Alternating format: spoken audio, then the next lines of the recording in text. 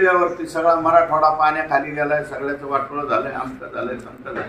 त्या काळात तुम्हाला रश्मीच्या मंडनाचा कार्यक्रम आठवतो मानल्यावर मग सांगायचं काय, तुमचं नेमकं चाललंय काय, असा एकंदरीत प्रश्न त्या ठिकाणी निर्माण होतो. मंत्री धनंजय मुंडे यांना बीडचं जे पालकमंत्री पद आहे ते भाड्याने देण्यात आलं होतं. तसं कृषी शेवटचं जे पान वाचलंय याच्यावरून तुम्ही समजायचं की यांचं कृषी मंत्रीपद सुद्धा भाड्याने आकांकडच दिलेलं होतं.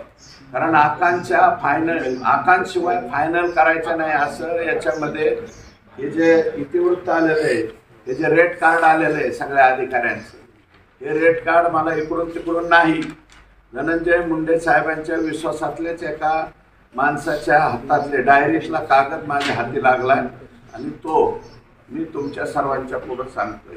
हे लिहिलंय कोणी त्यांचे आणि याची सुद्धा PDF देतो मी तुमच्याकडे, ही टाका.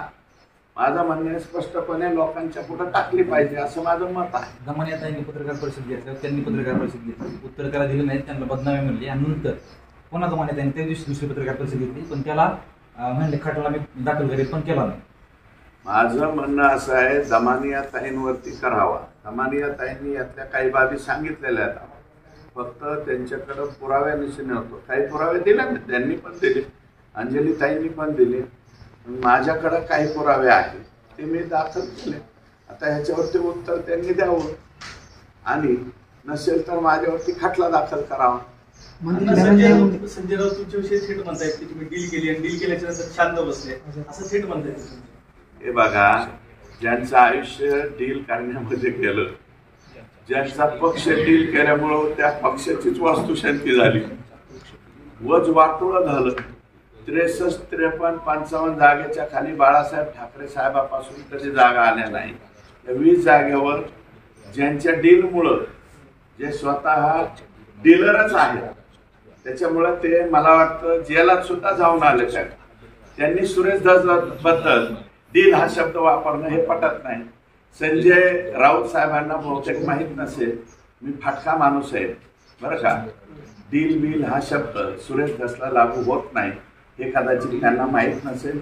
त्यांच्या माहितीचे काही लोक आमच्याकडे पाठवावे, ते माहीत झाल्याच्या नंतर तुम्हाला कळेल. मला जास्त बोलायचं नाही, मी पहिल्यापासून त्यांच्यावर म्हणतो की ते इंटरनॅशनल स्पीकर आहेत. इंटरनॅशनल स्पीकरवर यापेक्षा अधिक मी काही बोलत नाही. आणि मला वाटतं आता विधानसभेच्या निवडणुकीच्या नंतर त्यांच्या मातोश्रीवर सुद्धा त्यांच्याबद्दल कितपत विश्वासार्हता राहिलेली हे मला सांगता येणार नाही. मंत्री धनंजय मुंडे यांना बेल स्पार्शी नावाच्या आजारामुळे ते कॅबिनेट बैठकीला आणि जनता दरबाराला हजर राहिले नाही, ट्विट केलेले आहे. ठीक आहे, त्याच्याबद्दल मला काय बोलायचं नाही. ते असतील आजारी होते म्हणून तर मी भेटायला गेलो, त्याचा धचा माक्याला गेला, त्याचं उत्तर दिलंय मी. आता परत गेल्या काही दिवसापासून तुम्ही आक्रमकपणे आरोप केले धनंजय मुंडे यांच्यावर आणि ते आजारी असल्यामुळे तुम्ही त्यांना भेटायला देखील गेले, परंतु त्यावेळी नेमकी काय रिॲक्शन होती त्यांची? तुमची 100% भेटायला जाण्यात काय गैर आहे का? मी भेटायला गेलो, मी डिनाय केलं नाही. तुम्ही TV वाल्यांनी कोणीतरी हे पर्पजली आम्हाला माहिती आहे कोण लीक करतं, कोण काय करतं, करू द्या ना लीक. मी रात्री व्यक्तीचा थोडीच भेटायला गेलतो, दिवसा ढवळ्या भेटायला गेलतो, भेटून आलो. हे बघा, एखाद्याचं दुखत असेल आणि दुसऱ्या एक जणांनी सांगितलं की रात्री आजक्या उचक्या देण्यापर्यंत त्यांची परिस्थिती गेली, दोन्ही डोळ्याचं ऑपरेशन झालं, तर एक मित्र, कंबाईन मित्र म्हणला की तुम्ही भेटून आलं पाहिजे. मी 100% भेटून त्यांना आलो. पण भेटून आलो म्हणजे आता आज काय गप्प बसलोय का मिस्टर सुधारी? मी आज काय गप्प बसलोय का? आता जे आहे बरं, मी त्यांना भेटलो आदल्या दिवशी, दुसऱ्या दिवशी 73 कोटीचं जे बोगस, आणि तुम्ही बी जरा एकदा जा ना कॅमेरे बिमेरे घेऊन. परळी मतदारसंघात रातचे दिवसा कामं चालू आहेत ना. आता जे 73 कोटीचे बोगस पैसे उचलले म्हणतो, मी म्हणलो त्याचे कामं चालू आहेत, असे फोन येत आहेत परळी मतदारसंघात बरं का, की कामं चालू झाली. काही लोक म्हणते जाऊ द्या बाबा, मागचे का व्हायना आत्ता चालू झाली. आणि आत्ताचा तो रोष आणि रोख माझा आहे धनंजय मुंडे यांच्या बरोबर आहे. त्याच्यामुळं कोण काय बोलतं याला काय अर्थ उरतोय का असं माझं मत. बावनकुळे म्हणाले 4.5 तास तुम्ही त्यांना भेटले. हे बघा, बावनकुळे साहेब आमचे प्रदेशाध्यक्ष आहेत. त्यांनी त्याच्यावरती खुलासा दिलेला आहे. मी सुद्धा खुलासा दिलेला आहे. 20 ते 30 मिनिटांची बैठक झालेली. बोलता बोलता माणसाकडून एखादी चूक होऊ शकते. माणूस हा चुकीचा पुतळा आहे. बावनकुळे साहेब सुद्धा माणूस आहेत ना. बोलता बोलता त्यांनी अर्धा तास म्हणायचे 4.5 तास म्हणले. पण नंतर मी माझ्या प्रदेशाध्यक्षांचा आभार मानतो ना. त्यांनी 3-4 वेळा मला वाटतं त्याचा खुलासा दिलाय. पण आता त्याच्यावरती मला वाटतं परत रिपिटेशन जास्त होऊ नये. कारण ते राज्याचे प्रदेशाध्यक्ष आहेत. त्यांना राईट आहे. त्या राईट प्रमाणे त्यांनी बोलवण्याचा, कारण सरकार महायुतीचं असल्यामुळे. माझ्या इथं महायुतीचं सरकार नाही. माझ्या मतदारसंघापुरता महायुतीचा मैत्रीपूर्ण लढत होती. त्याच्यामुळे माझ्या इथं महायुती लागू होत नाही. कारण राष्ट्रवादी काँग्रेस पक्षाचा उमेदवार इथं होता आणि आमच्या प्रदेशाध्यक्षांनी अतिशय व्यवस्थित खुलासा केलेला आहे.